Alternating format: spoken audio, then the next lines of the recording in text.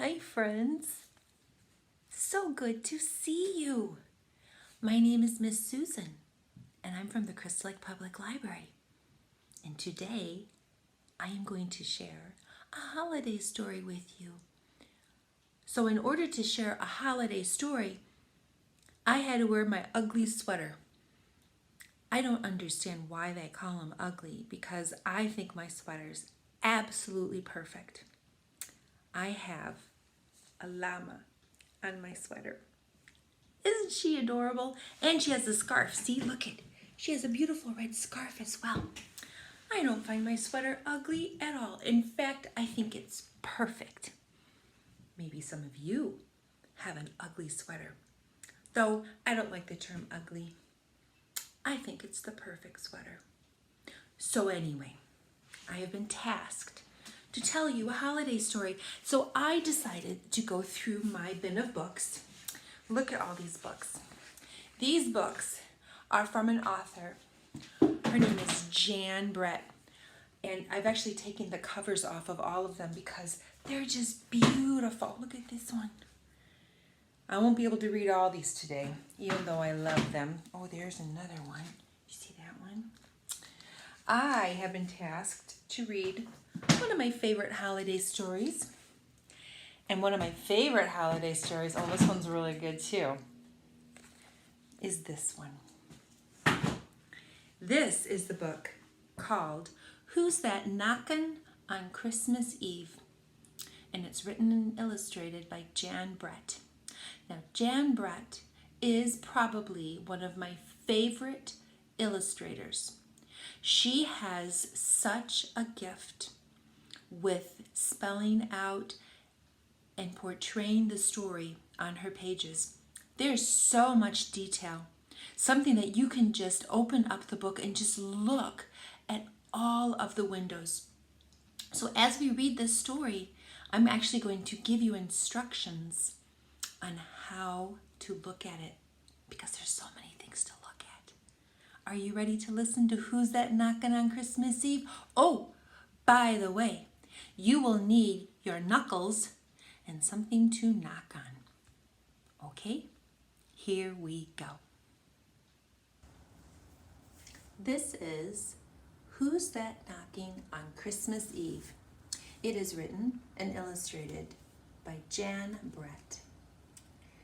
And the wonderful thing about Jan Brett stories is that her illustrations are amazing. The main story will be in the center part of the picture book, but then on each of the edges will also be another story. So as I'm telling you this story, look here, but then also look at the side margins because the story continues from there. Here we go. High above the Arctic Circle, in the land of ice and snow, the northern lights shimmer in the night like a curtain of color hanging from the sky.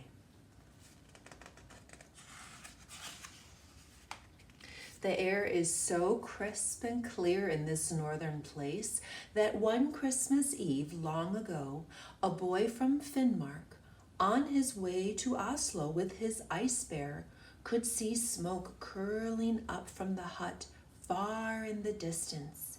Can you see the smoke? It's right here. He was cold and hungry, so he headed towards it. But far off in another direction, someone else smelled the smoke. And even though he couldn't see it, he raced off to tell the others. As the boy from Finnmark made his way toward the hut, Kyrie was inside feeding the fire that made the smoke that roasted and baked the fine food. Delicious sausage and fish and tasty buns and cakes were all laid out on a pine table. Sweet porridge bubbled over the fire and apple cider stayed cool on the windowsill.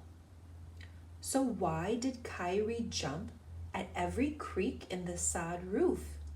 And why did she run to the window when an icicle fell into the snow. It was because in years past, on Christmas Eve, trolls came when they smelled the delicious aromas coming from the hut. They would pound on the door until it burst open, and they wouldn't leave until they had eaten up every bit of that Christmas Eve meal. "No troll invasion this year," Kyrie's father had said. "I am going up to the mountain to watch and chase them away." And off he had gone to stop the trouble before it began. So this year, Kyrie was alone in the hut when she heard a soft sound at the door. Knockety knock, knockety knock.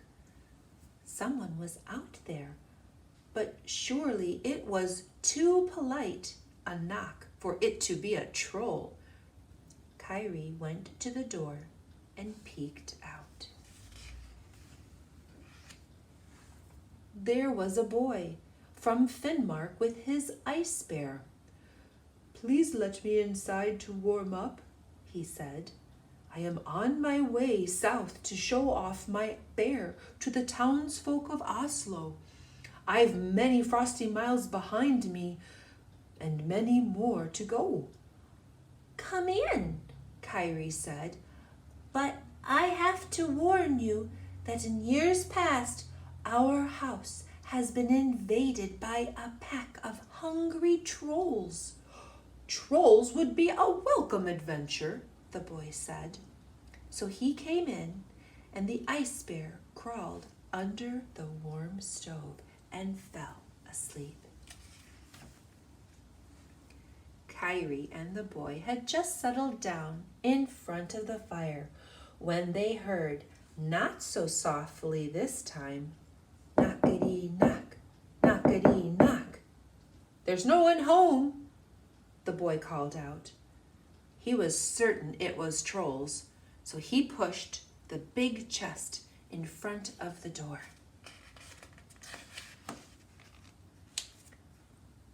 When all was quiet, Kyrie and the boy sat down in front of the fire again, and Kyrie got to thinking, "I wonder if the porridge is creamy enough." So she ladled a bit of it into bowls for each of them. They had just raised their bowls when they heard a loud knockety knock, knockety knock. It was as if someone was pounding on the door with a big rock. "No one at home," the boy from Finnmark shouted, and he ran to lock all of the windows. It was quiet again, but the delicious smells wafted around the hut, and Kyrie got to thinking, "Is the sausage salty enough?" She took a piece for herself and gave one to the boy. They had just raised their forks when they heard a thunderous knockety knock, knockety knock, and the hut shook, and they heard a loud crack. It was the cellar trap door splintering open. Kyrie and the boy ran into the animal shed and pulled the door shut just as a torrent of noisy trolls burst up from the cellar. My goodness, look at them. What are they going to do? There were bat-eared trolls, there were bug-nosed trolls, and each troll was wilder and more raucous than the one before. They munched and grunted, shrieked and cackled, splashed the cider and crammed themselves with Christmas cakes. Then, when they were through stuffing themselves, they tumbled about, pinching each other, stamping on one another's toes and tweaking their long snouts, which is how trolls have a good time. But through the ruckus and din, the littlest troll spied the ice bear. under the stove. He took a hot morsel of sausage he had been roasting in the fire and screeched, "Have a bit of sausage, Kitty." And he poked the sleeping bear's nose with it. The ice bear leapt up with a tremendous roar and his nose burning terribly. Growling, he chased the littlest troll and all the big trolls around the table, up the walls and out the windows. "Scratch them, Kitty!" Kyrie and the boy cheered as they watched the trolls scramble off through the ice and snow, howling. Up on the hill, Kyrie's father heard the shouts, so he raced down on his skis. When he saw those trolls, Kyrie's father could tell in an instant they wanted to be as far away from their little hut as they could be. "Goodbye, trolls!" he shouted as they disappeared up the mountain, and he skied home. "What a fine bear you have," he told the boy from Finnmark. "Thank you for scaring away those pesky trolls. You must come back next year for a real Christmas Eve feast on your way home from Oslo." And they all sat down for some porridge.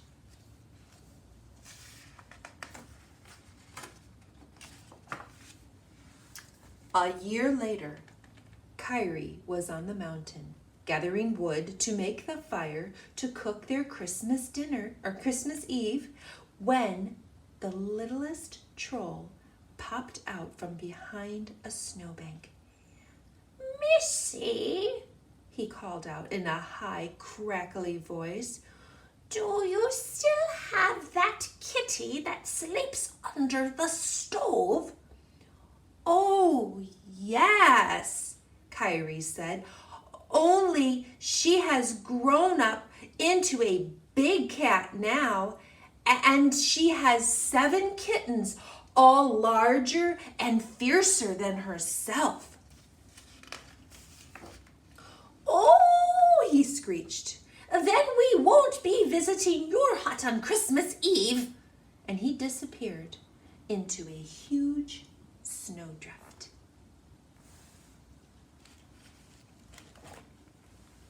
The end. What did you think? You know who my favorite character is? The ice bear. The fact that they call him Kitty, I think that's pretty special. So, if you have not read any of Jan Brett's other books, I would highly suggest them because each of them has a beautiful story to tell with exquisite, that's a big word, exquisite illustrations to look at.